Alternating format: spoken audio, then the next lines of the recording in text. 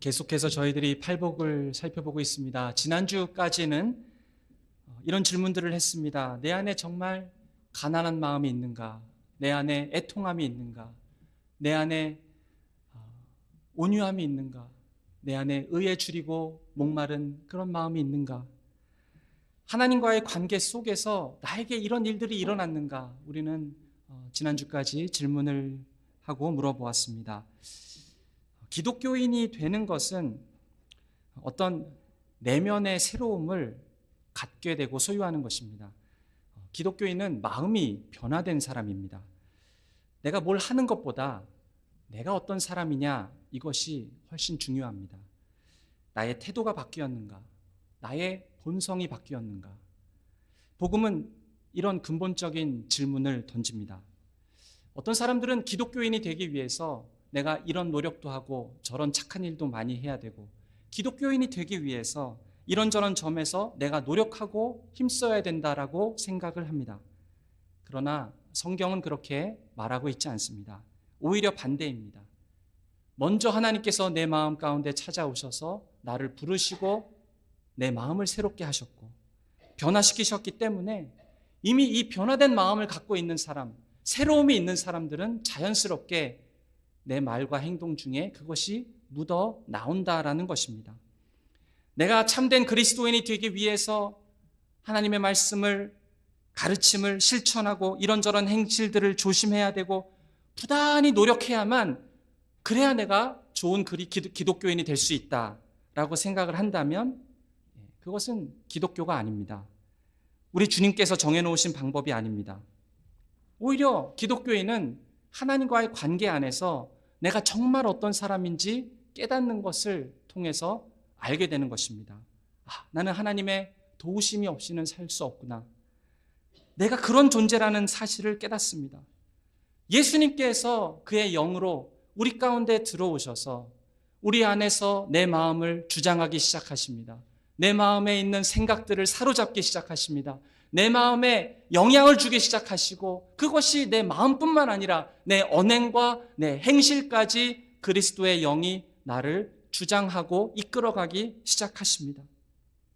그런 일들이 그리스도인들에게 일어났다라는 것이죠. 갈라디아서 2장 20절에서 사도 바울은 고백했습니다. 내가 그리스도와 함께 십자가에 못 박혔나니 그런즉 이제는 내가 사는 것이 아니요 오직 내 안에 그리스도께서 사시는 것이라. 내가 사는 것이 아닙니다. 내가 노력하는 것이 아닙니다. 내가 그리스도인이 되는 것이 아닙니다. 그리스도께서 내 안에 사시는 것입니다. 성령께서 내 안에 거주하심으로 내 마음이 새롭게 변화된 것입니다. 주님이 내 안에 계시기 때문에 그리스도가 나에게 왕이 되신 것입니다. 내가 주님을 내 마음대로 좌지우지하는 것이 아닙니다.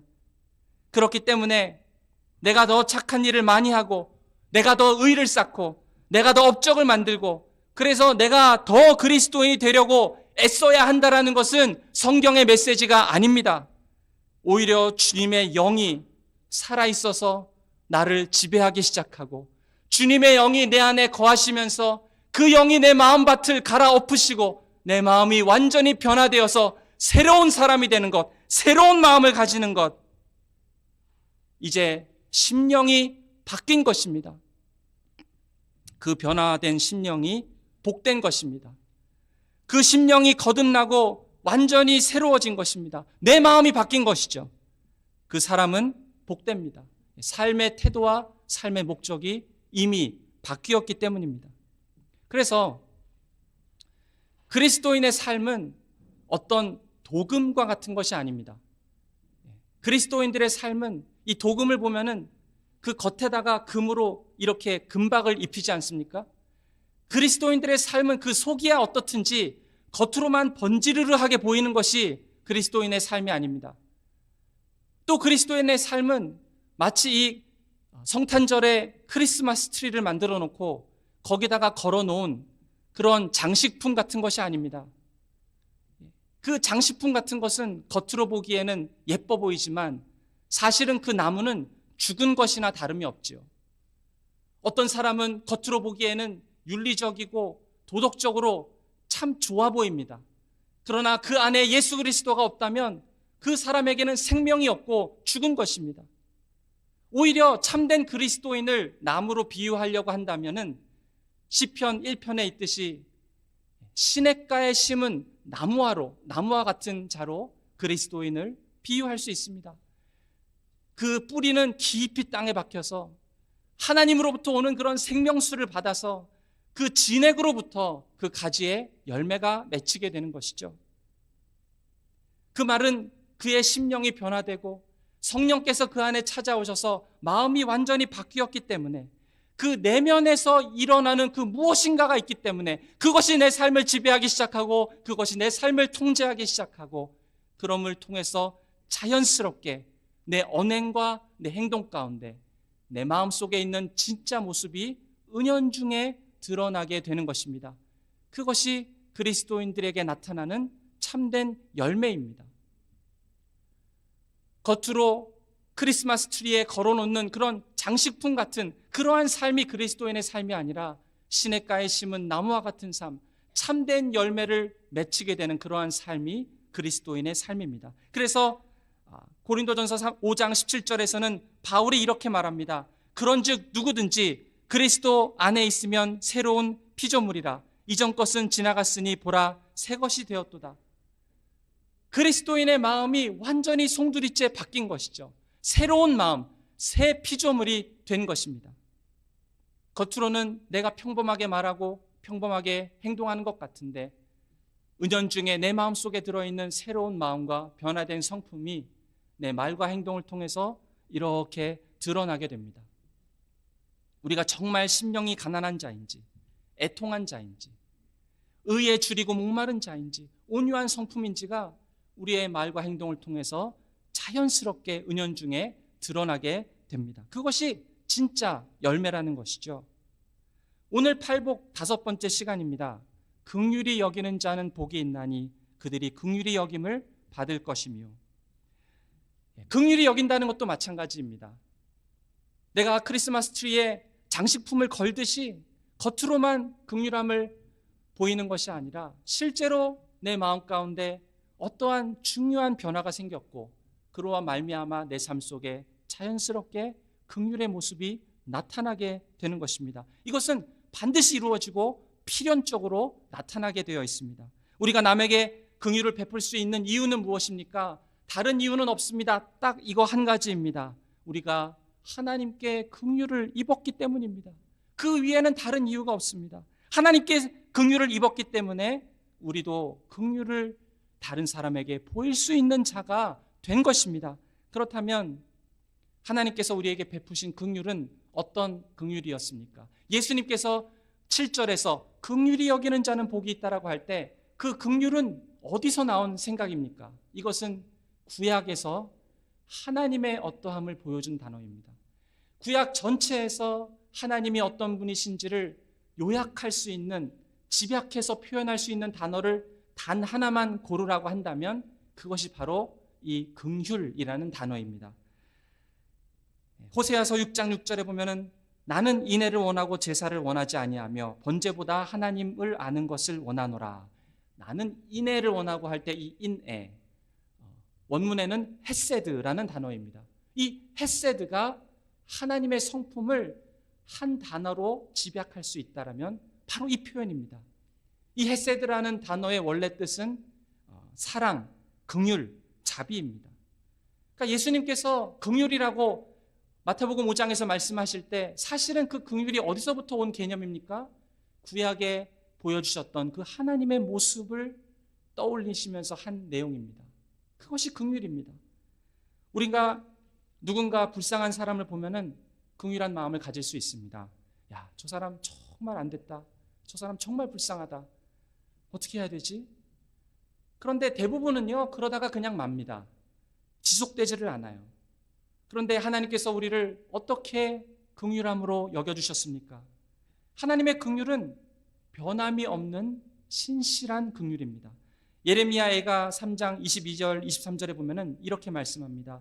여호와의 인자와 긍휼이 무궁하심으로 우리가 진멸되지 아니함이니이다. 이것이 아침마다 새로우니 주의 성실하심이 크시도소이다. 여기서 이 긍휼이라는 단어와 짝으로 나오는 단어가 있습니다. 긍휼과 동시에 나오는, 늘 따라오는 단어가 바로 이 성실이라는 단어입니다. 하나님의 긍휼은 성실하신 긍휼입니다. 그냥 한두 번 있다가 마는 긍휼이 아닙니다.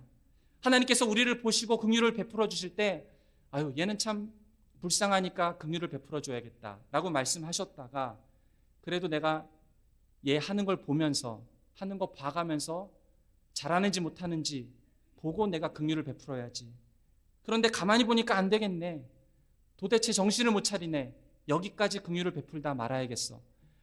절대로 하나님 이러시지를 않습니다. 하나님의 긍휼은 한두 번 있다가 마는 것이 아니라 반복적으로 성실하시게 지속적으로 우리에게 찾아오시는 긍휼입니다. 하나님의 긍휼이 성실하지 않으셨다라고 한다면, 만약 하나님의 긍휼이 한두 번 있는 것이라면 이 자리에 있을 수 있는 사람은 아마 아무도 없었을 것입니다.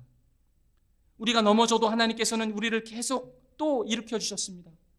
우리가 심지어 내가 포기하고 내가 하나님의 손을 놓아버린다 할지라도 하나님께서는 우리를 끝까지 붙들어 주셨습니다. 우리를 끝까지 안아주셨습니다.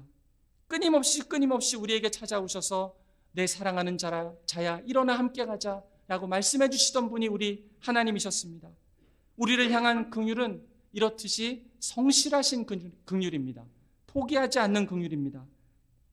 그런 성실하신 하나님의 긍휼이 없었다라면 지금 여기에 앉아 있을 수 있는 사람은 아무도 없습니다. 저 여러분은 모두 하나님의 성실하심과 하나님의 긍휼하심의 결과물들입니다. 믿으십니까? 우리가 이런 하나님의 긍휼하심이 무엇인지 안다면, 그렇다면 우리가 다른 사람을 긍휼히 여긴다라는 것은 어떤 뜻일까요? 다른 사람을 긍휼히 여긴다라고 할 때 하나님의 긍휼을 경험하고, 다른 사람을 긍휼히 여긴다라는 것은 마음속으로 한번 불쌍한 사람에게 동정심을 느끼는 것, 그런 것 아닙니다. 한두 번 연민을 느끼다가 없어지는 것, 그런 것 아닙니다. 예수님을 믿지 않는 분들도 때로는 불쌍한 사람을 보면은 긍휼을 베풀어 주기도 합니다. 그리고 자기한테 해코지를 한 사람에게 용서하는 일을 불신자들도 하는 경우들이 있습니다.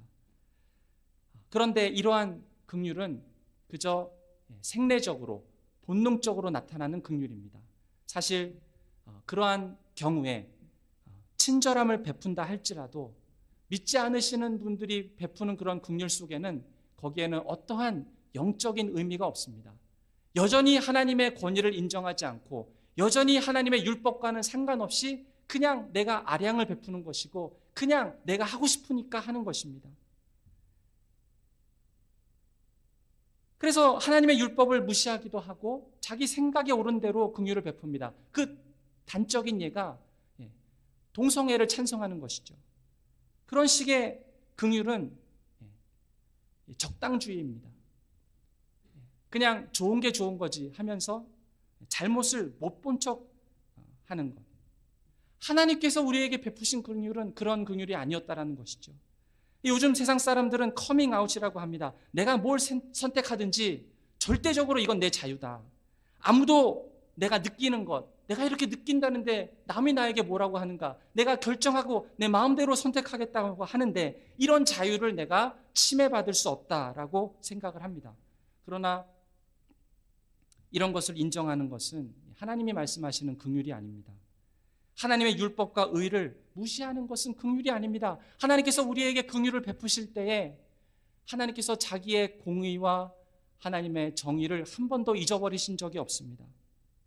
하나님께서 자기의 공의를 타협하면서 우리에게 긍휼을 베풀어 주시는 그런 적이 없으십니다. 예, 하나님은 긍휼이시지만 하나님은 의로우신 분이시고 하나님은 사랑이 많으시지만 또한 거룩하시고 정의로운 분이십니다.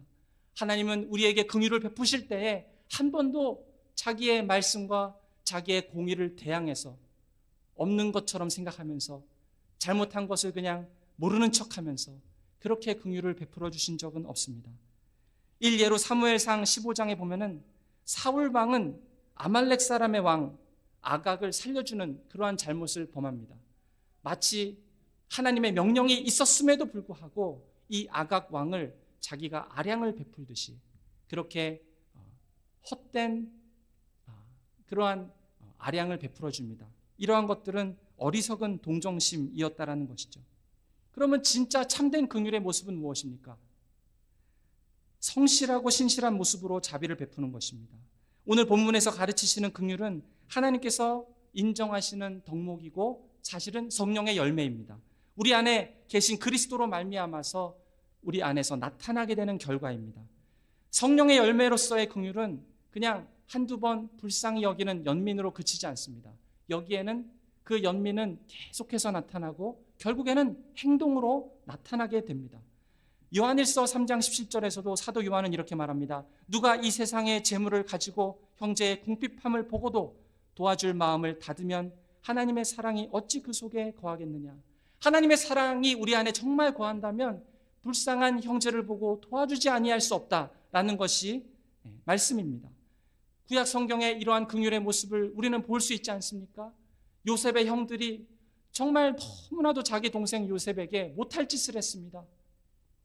상인에게 요셉을 팔아서 애굽으로 떠나보내게 합니다. 원래는 죽이려고까지 했지요. 그런데 나중에 요셉이 애굽의 총리가 되고 나서 그 형들을 만납니다. 그러면서 그 형들을 안아주고 용서해주고 긍휼을 베풀어줍니다. 미리암이 모세를 보고 왜 구스 여인과 결혼하냐고 대적을 했습니다. 그러면서 심한 말로 모세를 공격합니다. 그 모습을 보고 하나님께서 미리암을 문둥병으로 치십니다. 그럼에도 불구하고 모세는 자기 누이를 위해서 하나님한테 부르짖으면서 간구합니다. 하나님이여 원하건대 그를 고쳐주옵소서. 모세는 미리암에게 긍휼을 베푼 것입니다. 사악한 사울 왕이 다윗을 쫓아다녔습니다. 그런데 어느 순간 사울 왕이 다윗의 손에 떨어진 적이 있었습니다. 이제는 다윗의 손에서 죽을 수도 있는 목숨이었습니다. 그런데 다윗이 그 사울 왕에게 긍휼을 베풀어 줍니다. 그대로 도와줍니다. 한 번이 아니라 두 번이나 그렇게 합니다. 다윗에게 있는 긍휼의 모습이었죠. 그 하나님의 사랑을 경험한 사람, 하나님의 은혜를 아는 사람은 그 긍휼이 결국에는 행동으로 나타나게 됩니다. 우리 교회에서 지역사회 봉사팀을 시작하려고 하는 이유도 거기에 있습니다. 몇 번 돈이 없고 정말 불쌍한 사람들이 교회에 찾아오면은 먼저는 쭉 보다가 결국에는 저한테 찾아옵니다. 그리고 나서 어떤 경우에는 내가 셀폰을 낼 값이 없으니까 나에게 도와달라. 나에게 돈이 없으니까 나에게 돈을 달라. 그런 얘기를 하면은 제가 어떻게 해야 될지 모르겠어요. 이걸 내가 마음대로 결정할 수 있는가.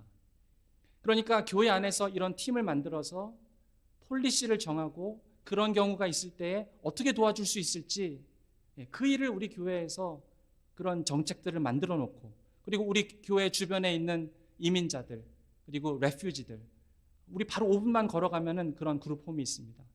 그리고 다운타운에 가서 샌드위치를 나눠주는 일들 이러한 것들을 할 때 계획을 해야 되고 구체적으로 플랜을 짜야 됩니다. 폴리시가 있어야 됩니다. 이런 것들이 구체적인 행동으로 나타나야 되기 때문에 저희들이 이 사역을 시작하려고 했던 것이죠. 긍휼에 대한 최고의 예는 무엇입니까? 하나님께서 자기 아들을 이 땅에 보내신 사건입니다. 하나님께서 말로만 내가 너를 사랑한다, 내가 너를 용서하겠다라고 하신 것이 아닙니다. 아까도 말씀드렸지만 하나님의 사랑은 구체적인 행동으로 나타나게 되어 있고 그 사랑은 절대로 공의를 타협하신 적이 없습니다. 네, 물론 하나님은 능력이 있어서 우리를 그저 용서해 주겠다라고 선포만 하셔도 우리는 용서받을 수 있었을 것입니다. 그런데 하나님 그렇게 하지 않으셨어요. 왜냐하면 하나님께서는 공의로우시기 때문입니다. 죄의 삭은 사망이다라는 이 말씀을 본인의 입으로 하셨어요. 그냥 죄를 모르는 척할 수 없고 눈 감아줄 수 없는 것입니다. 죄에 대해선 반드시 대가가 있어야 됩니다. 우리가 죄를 지은 것에 대해서 거기에 대한 결과를 하나님은 모른 척할 수 없었습니다. 왜냐하면 하나님은 공의로우셨기 때문에. 그럼에도 불구하고 죄인들을 사랑하시는 하나님께서는 우리를 끝없이 사랑하시고 긍휼을 베풀어 주기를 원하셨기 때문에 자기 아들 예수 그리스도를 보내셔서 우리의 죄 때문에 죽게 하신 것입니다. 그냥 말로만 사랑한다, 용서하겠다 하고 끝낼 문제가 아니었습니다. 하나님은 공의로우시고 하나님은 긍휼하시기 때문에 타협하시지 않는 분이기 때문에 그 긍휼하심을 그대로 우리에게 그리스도를 통해서 보여주신 것입니다. 하나님께서는 성실하게 타협하지 아니하시고 행동으로 우리에게 긍휼을 베풀어 주셨습니다. 그 긍휼이 긍휼을 행하는 자들에게 복이 있다라고 예수님께서는 선포하셨습니다. 긍휼한 자에게, 긍휼히 여기는 자에게 복이 있다. 근데 이런 자들에게 이제 뒤에 보시면 약속을 주시는데요. 그들이 긍휼히 여김을 받을 것이며, 하나님께서 긍휼히 여겨주시겠다는 약속입니다. 여기서 잘 읽어야 됩니다.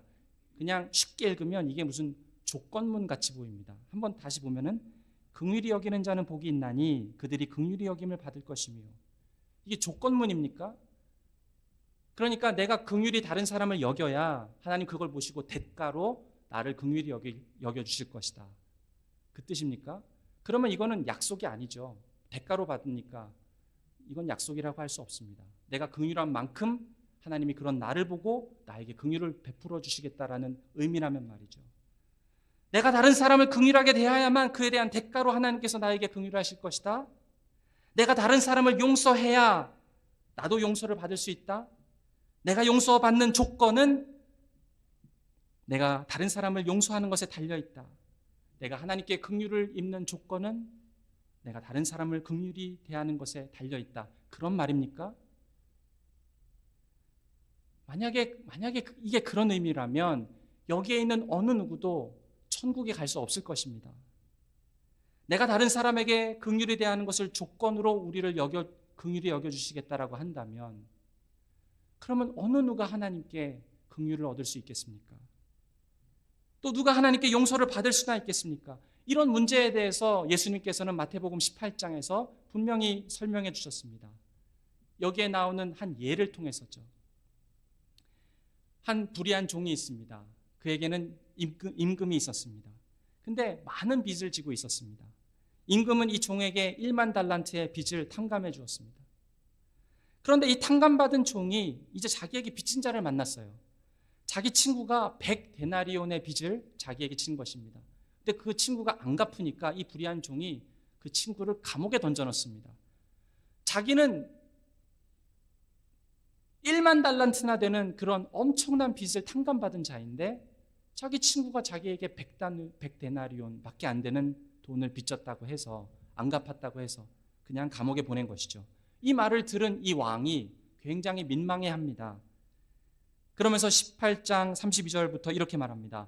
이에 주인이 그를 불러다가 말하되 악한 종아, 내가 빌기에 내가 내 빚 전부 탕감하여 주었거늘 내가 너를 불쌍히 여김과 같이 너도 내 동료를 불쌍히 여김이 마땅하지 아니하냐.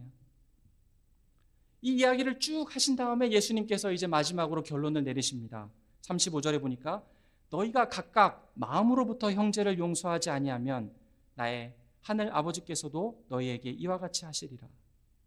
그러니까 이 비유의 핵심은 무엇입니까? 하나님께서 우리가 하는 것 봐가면서 하나님께서 용서해 주실 수도 있고 아니실 수도 있으니까 너는 가서 더 사람들을 용서해라. 그 말입니까? 그런 것이 아닙니다. 만약 우리가 하나님의 엄청난 용서를 안다면 우리가 형제 자매의 죄를 용서하는 것이 마땅하다. 그것이 상식적인 것이 아니냐라고 말씀하시는 것입니다. 우리가 하나님께로부터 어떠한 용서를 받았는지, 우리가 하나님 앞에 얼마나 심각한 죄인이었는지를 알게 된다면, 그러면 내 형제의 죄를 용서하는 것은 당연할 뿐만 아니라 그것은 정말 가능한 일이다라고 말씀하시는 것입니다. 사실 이 이야기에 나오는 불의한 종을 보십시오. 이 사람이 자기 밑에 있는 사람을 용서하지 않으려고 했다면 이 사람은 실제로 보면 용서가 무엇인지 모르는 사람입니다.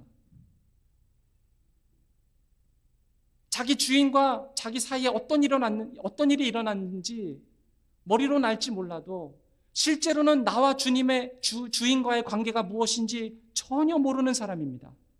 그러므로 이 사람은 용서를 받지 못한 사람인 것이죠. 다른 사람을 용서하는 길은 단 하나뿐입니다.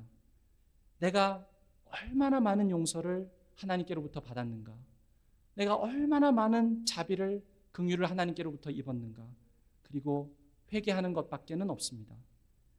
회개는 내가 하나님한테 주장할 수 있는 것이 아무것도 없다라는 것을 인정하는 것이고, 회개는 내가 형벌 외에는 하나님께로부터 받을 수 있는 것은 아무것도 없구나라는 것을 인정하는 것이고, 그럼에도 불구하고 하나님께서 나에게 형벌을 내리지 않으셨다면 이것은 전적으로 하나님의 은혜이고 긍휼이구나. 나는 그 긍휼을 입은 자이구나 라는 것을 고백하는 것이 회개입니다.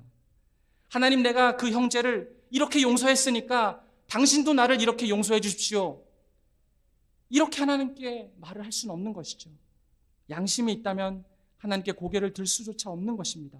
회개한 사람은 내가 하나님과 어떤 관계가 있는지 돌아보는 사람입니다. 내가 정말 하나님과의 관계에서 내가 어떤 사람인지 아는 사람입니다. 그리고 더 알고 싶어 합니다. 하나님의 용서가 나에게 얼마나 컸던 것인지 주님 더 알게 하여 주시옵소서. 내가 얼마나 하나님의 진노밖에는 받을 자가 없는 자였는데, 내가 이렇게 흉악한 죄인이었는데 그럼에도 불구하고 하나님께서 나에게 주신 은혜와 용서가 얼마나 큰 것인지 주여 더 알게 하여 주옵소서. 그렇게 자기를 돌아보며 생각해 볼 때 그때에만 용서가 가능해집니다. 만약 우리가 형제를 용서하지 않는다면 그건 어떤 뜻일까요? 우리가 남을 정말 용서하지 않는다면 쉽지 않죠. 그러나 정말 용서하지 않는다면 그것은 어떻게 보면은 우리는 처음부터 하나님의 용서를 경험해 보지 못한 사람일 수 있습니다. 참으로 회개해서 하나님 앞에서 내가 얼마나 큰 죄인임을 깨닫고 하나님께서 나에게 베풀어 주신 은혜가 얼마나 큰 것인지 안다면, 그러면 다른 형제들을 용서하는 자리로 갈 수 있다라는 것이 성경의 말씀입니다. 이에 대해서 마틴 로이드 존스 목사님은 이렇게 말씀하셨습니다. 만일 여러분이 어느 누구에 대해서 용서하기를 거부한다면 여러분은 용서받은 일이 없다고 말씀드리고 싶습니다. 긍휼도 마찬가지죠. 내가 다른 사람에게 긍휼을 얼마나 베푸는지 하나님께서 그거 봐가시면서, 내가 얼마나 다른 사람한테 긍휼한지 아닌지를 봐가시면서, 하는 거 봐가면서 우리에게 긍휼을 주실지 결정하실까요? 그러니까 너도 나가서 긍휼을 행하는 자가 되어라 이러는 것입니까? 그런 것이 아닙니다.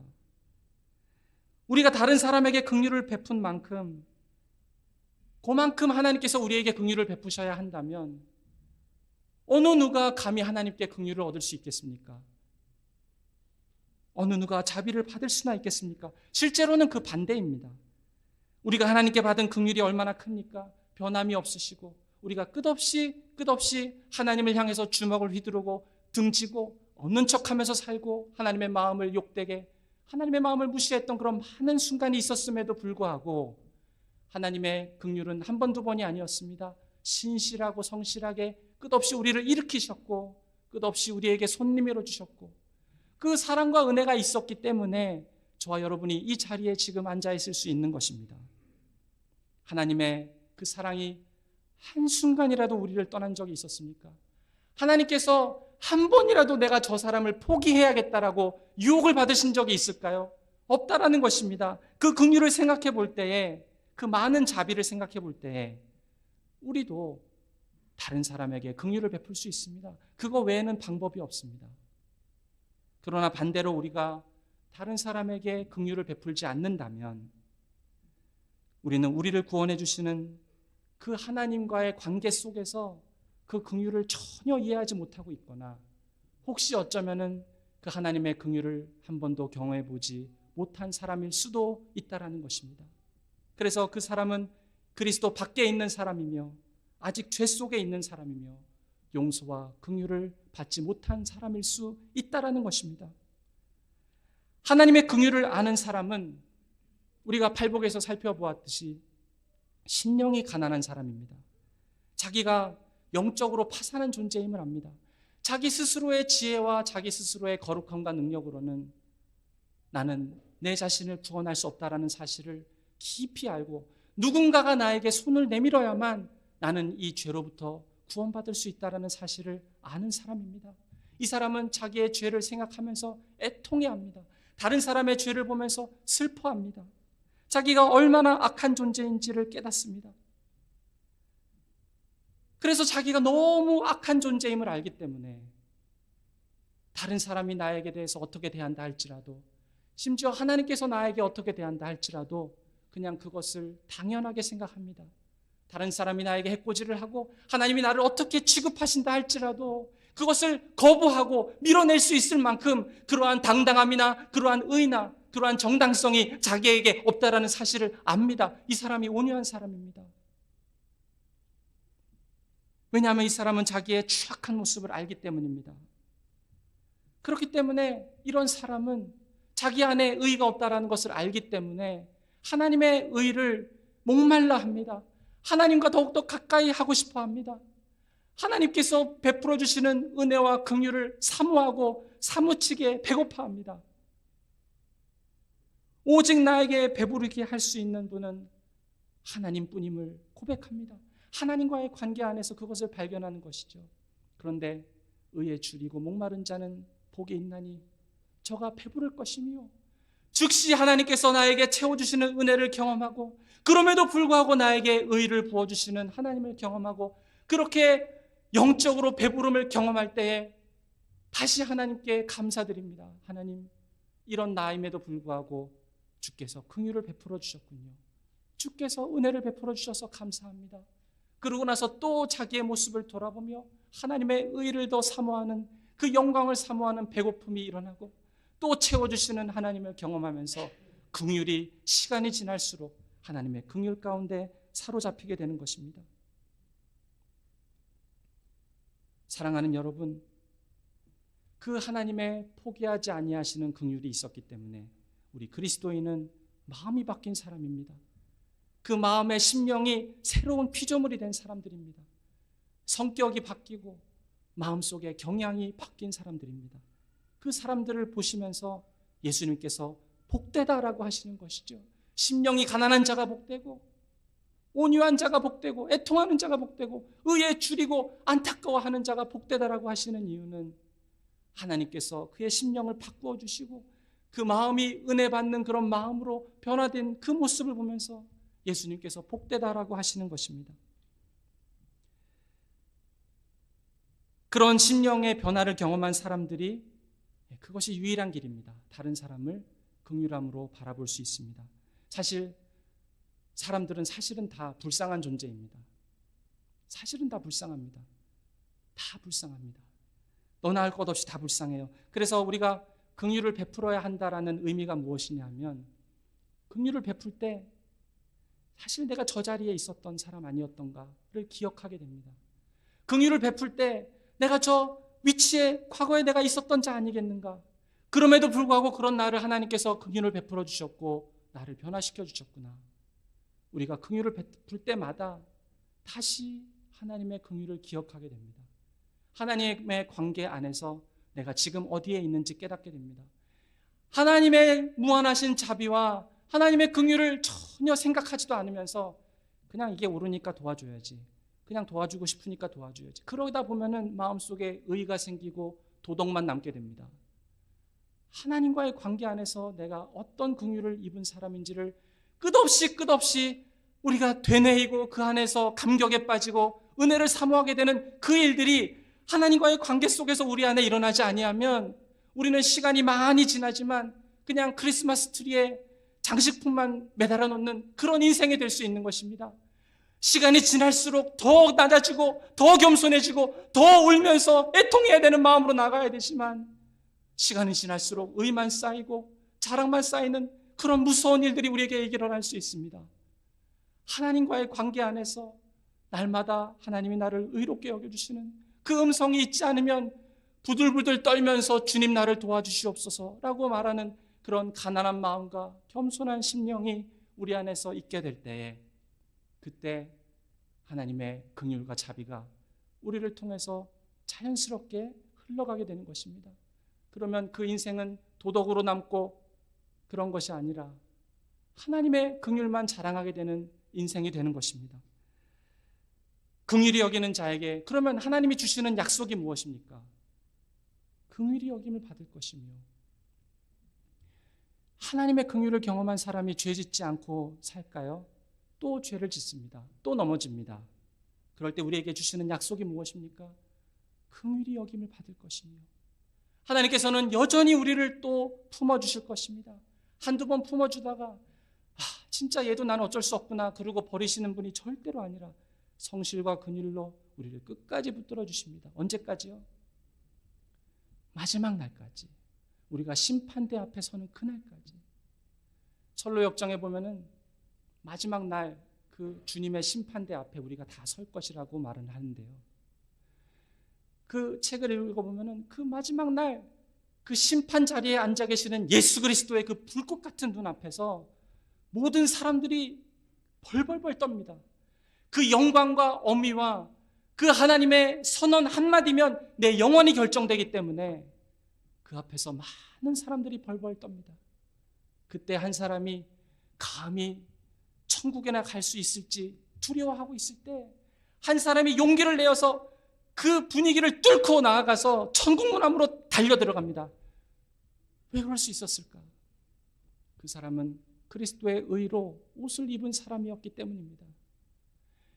영광스러운 그 심판석 앞에서, 재판장 앞에서 우리는 담대할 수 있습니까? 우리는 감사할 수 있습니까? 우리는 그때 내가 천국에 들어가고 싶다라고 부르짖을 수 있습니까? 우리가 그때 담대할 수 있는 이유는 내가 그리스도로 옷 입은 사람인 것을 알 때에, 하나님께서 나를 부르셨고 내 안에 심령이 변화된 것을 내가 알고 내가 그리스도의 그 은혜로만 구원받은 자임을 알 때, 내 모든 의와 내 모든 자랑은 하나님 앞에 자랑하고 내놓을 수 없는 것이 되고 오직 그리스도의 의로 옷 입고 있다는 사실을 우리가 알 때, 우리는 담대함으로 천국 문으로 들어갈 수 있게 되는 것입니다. 죽는 순간 만세반석이 열리고 천국으로 가는 그 길이 우리 앞에 놓여 있는 것을 알고 그리스도의 의를 힘입어 담대히 나아갈 수 있게 되는 것입니다. 사랑하는 여러분, 성령께서 우리 안에 찾아오시고 우리의 심령을 변화시켜 주셨고 그로 말미암아 나는 새로운 사람이 되었고 새로운 피조물이 되었고 그에 따라서 귀한 성령의 열매들이 우리의 삶 가운데 맺히게 되는 것을 우리가 보게 될 때에, 나중에 마지막 날 심판석 앞에 선다 할지라도 두려움의 자리가 있다 할지라도 우리는 담대함으로 천국문에 걸어 들어갈 수 있게 되는 자들이 될 것입니다.